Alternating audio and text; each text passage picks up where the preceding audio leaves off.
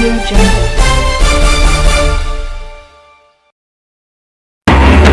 প্রথমে জানাবো, ভারতের কাছে ফাঁসির দণ্ডপ্রাপ্ত হাসিনার প্রত্যর্পণ চাইবে বিএনপি, বলছেন সালাহুদ্দিন। এরপর জানাবো, তারেক রহমানকে অভিনন্দন জানালেন মালদ্বীপের প্রেসিডেন্ট। তারপর জানাবো, আগামী সরকারের বড় চ্যালেঞ্জ অর্থনীতি ও শৃঙ্খলা রক্ষা, বলছেন মির্জা ফখরুল। সর্বশেষ জানাবো, দমন পীড়ন বন্ধ না হলে রাজপথে কর্মসূচি দেওয়ার হুঁশিয়ারি এনসিপির। দর্শক, এতক্ষণ শুনলেন সংবাদ শিরোনাম, এখন শুনবেন বিস্তারিত। তবে বিস্তারিত শোনার আগে আমাদের চ্যানেলটিকে সাবস্ক্রাইব করুন। তাহলে চলুন শুরু করা যাক। ভারতের কাছে ফাঁসির দণ্ডপ্রাপ্ত হাসিনার প্রত্যর্পণ চাইবে বিএনপি, বলছেন সালাউদ্দিন। পালিয়ে যাওয়া স্বৈরশাসক ও ফাঁসির দণ্ডপ্রাপ্ত শেখ হাসিনাকে বিচারের মুখোমুখি করতে বিএনপি ভারতের কাছে আনুষ্ঠানিকভাবে প্রত্যর্পণের অনুরোধ জানাবে বলে জানিয়েছেন দলের স্থায়ী কমিটির সদস্য সালাউদ্দিন আহমদ। তিনি বলেন, ভারত সরকারের সঙ্গে বিদ্যমান প্রত্যর্পণ চুক্তির ভিত্তিতেই ফাঁসির দণ্ডপ্রাপ্ত শেখ হাসিনাকে দেশে ফিরিয়ে আনা হবে। এ প্রক্রিয়া পররাষ্ট্র মন্ত্রণালয়ের মাধ্যমে আইনি পথেই সম্পন্ন হবে।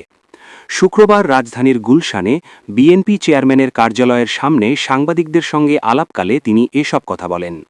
সালাউদ্দিন বলেন, যেহেতু শেখ হাসিনার বিরুদ্ধে তদন্ত চলছে এবং বাংলাদেশ আওয়ামী লীগের বিরুদ্ধে সুনির্দিষ্ট অভিযোগ রয়েছে, তাই ভারত সরকারের সঙ্গে বিদ্যমান প্রত্যর্পণ চুক্তির ভিত্তিতে তাকে দেশে ফিরিয়ে এনে বিচারের মুখোমুখি করার প্রক্রিয়া শুরু করা হবে।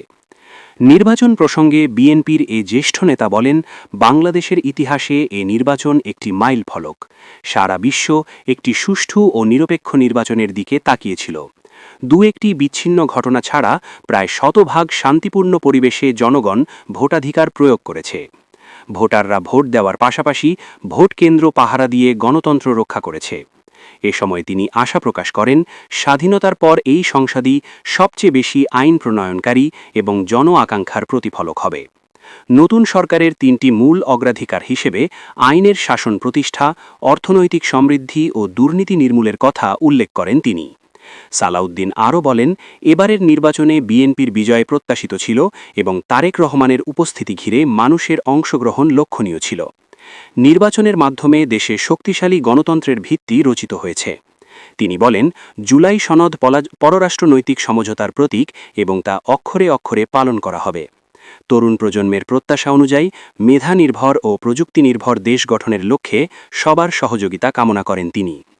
ত্রয়োদশ জাতীয় সংসদ নির্বাচনে বিজয়ে বিএনপির চেয়ারম্যান তারেক রহমানকে অভিনন্দন জানিয়েছেন মালদ্বীপের প্রেসিডেন্ট মোহাম্মদ মুইজ্জু। শুক্রবার সামাজিক যোগাযোগ মাধ্যম ফেসবুকে এক পোস্টে এ অভিনন্দন জানান তিনি। মালদ্বীপের প্রেসিডেন্ট বলেন, আমি আমার উষ্ণ শুভেচ্ছা জানাই এবং মালদ্বীপ ও বাংলাদেশের মধ্যে দীর্ঘদিনের বন্ধুত্ব ও সহযোগিতাকে আরও অগ্রসর ও গভীর করতে একসাথে ঘনিষ্ঠভাবে কাজ করার জন্য উন্মুক্ত আমি আত্মবিশ্বাসী যে আমাদের অংশীদারিত্ব সামনের বছরগুলোতে আরও সুযোগ বাড়ানোর পাশাপাশি শক্তিশালী করবে। আইন শৃঙ্খলা রক্ষা করা, দুর্নীতি নিয়ন্ত্রণ করা এবং অর্থনীতি সচল করাই আগামী সরকারের জন্য প্রধান চ্যালেঞ্জ বলে মন্তব্য করেছেন বিএনপি মহাসচিব মির্জা ফখরুল ইসলাম আলমগীর। তিনি বলেন, সবচেয়ে বড় চ্যালেঞ্জ হচ্ছে অর্থনীতিকে সচল করা, আইন শৃঙ্খলা পরিস্থিতি নিয়ন্ত্রণে রাখা, ন্যায় বিচার প্রতিষ্ঠা করা এবং দুর্নীতি কঠোরভাবে নিয়ন্ত্রণ করা। শুক্রবার বিকেলে রাজধানীর হজরত শাহজালাল আন্তর্জাতিক বিমানবন্দরে সাংবাদিকদের এক প্রশ্নের জবাবে তিনি এসব কথা বলেন। ত্রয়োদশ জাতীয় সংসদ নির্বাচন নিয়ে সন্তোষ প্রকাশ করেছেন বিএনপি মহাসচিব মির্জা ফখরুল। বলেন, সহস্র রক্তের বিনিময়ে এই নির্বাচন। অনেকদিন পরে একটি চমৎকার, উৎসব মুখর এবং অত্যন্ত স্বচ্ছ নির্বাচন হয়েছে বলে ব্যক্তিগতভাবে আমি মনে করি। আমি মুগ্ধ। মির্জা ফখরুল বলেন, এই নির্বাচন যেমন অত্যন্ত আনন্দময় তেমনি একই সাথে বিষাদময়, কারণ আমাদের দলের প্রয়াত চেয়ারপারসন বেগম খালেদা জিয়া এই অপূর্ব বিজয় দেখে যেতে পারলেন না। গণতন্ত্রের ভবিষ্যৎ প্রসঙ্গে তিনি বলেন, নির্বাচনের এই ধারা যদি আমরা অব্যাহত রাখতে পারি তবেই গণতন্ত্রের ধারাবাহিকতা রক্ষা করা সম্ভব হবে। আওয়ামী লীগ ছাড়া নির্বাচন অনুষ্ঠিত হওয়া এবং দলটির ভবিষ্যৎ নিয়ে করা প্রশ্নের জবাবে তিনি বলেন, আওয়ামী লীগের বিষয়ে সিদ্ধান্ত নিয়েছে নির্বাচন কমিশন। তাদের রাজনৈতিক কার্যক্রম নিষিদ্ধ করা হয়েছে। পরবর্তী রাজনৈতিক প্রেক্ষাপট থেকে দলটির বিষয়ে ভবিষ্যৎ সিদ্ধান্ত উঠে আসবে। নির্বাচনের ফল কারচুপি এবং ফল ঘোষণার পর বিরোধী নেতাকর্মীদের উপর হামলা নির্যাতনের অভিযোগ করেছে জাতীয় নাগরিক পার্টি এনসিপি। দমনপীড়ন বন্ধ না হলে রাজপথে কর্মসূচি দেওয়ার হুঁশিয়ারি দিয়েছেন দলটির মুখপাত্র আসিফ মাহমুদ সাজিব ভুইয়া। শুক্রবার ১৩ ফেব্রুয়ারি রাতে বাংলা মোটরে দলের অস্থায়ী কেন্দ্রীয় কার্যালয়ের সামনে সাংবাদিকদের সঙ্গে সংবাদ সম্মেলনে তিনি এসব কথা বলেন। আসিফ মাহমুদ বলেন, নির্বাচনের ফলাফল কারচুপি করা হয়েছে। ফল ঘোষণার পর বিরোধী নেতাকর্মীদের উপর হামলা, মারধর ও বাড়িঘরে আগুন দেওয়া হচ্ছে। দমনপীড়ন চলতে থাকলে আমরা রাজপথে কর্মসূচি দিতে বাধ্য হব। তিনি বলেন, শুধু বিরোধী জোট নয়, বিভিন্ন স্থানে বিদ্রোহী প্রার্থীকে ভোট দেওয়ার কারণেও হামলা ও বাড়িঘর জ্বালিয়ে দেওয়া হচ্ছে। মনে হচ্ছে দেশে যুদ্ধাবস্থা চলছে। আসিফ মাহমুদ দাবি করেন, বিএনপির এক বিদ্রোহী প্রার্থীর কর্মী নিহত হয়েছেন।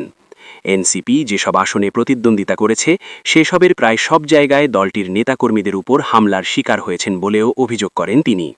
অন্তত ৩টি আসন ফল পরিবর্তনের অভিযোগ তুলে তিনি বলেন, ঢাকা ৮, পঞ্চগড় ১ ও দিনাজপুর ৫ আসনে আমাদের প্রার্থীরা এগিয়েছিলেন। দীর্ঘ সময় ফল আটকে রাখা, একাধিকবার গণনা ও কাটাকাটির মাধ্যমে অল্প ব্যবধানে পরাজিত দেখানো হয়েছে।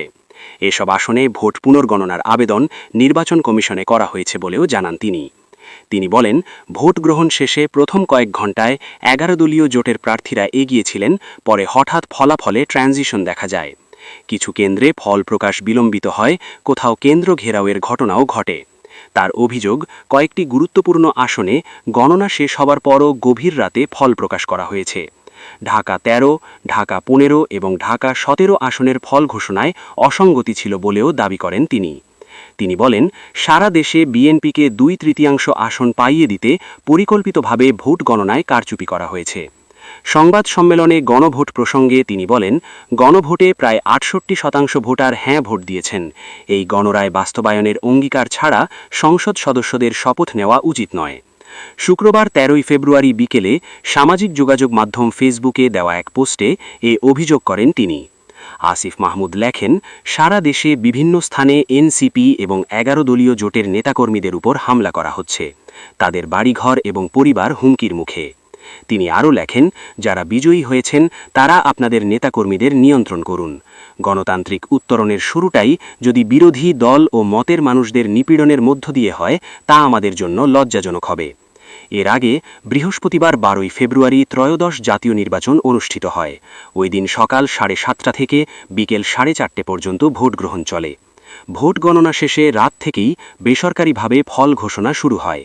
এখন পর্যন্ত নির্বাচন কমিশন ইসি বেসরকারিভাবে ২৯৭টি আসনের চূড়ান্ত ফলাফল প্রকাশ করেছে।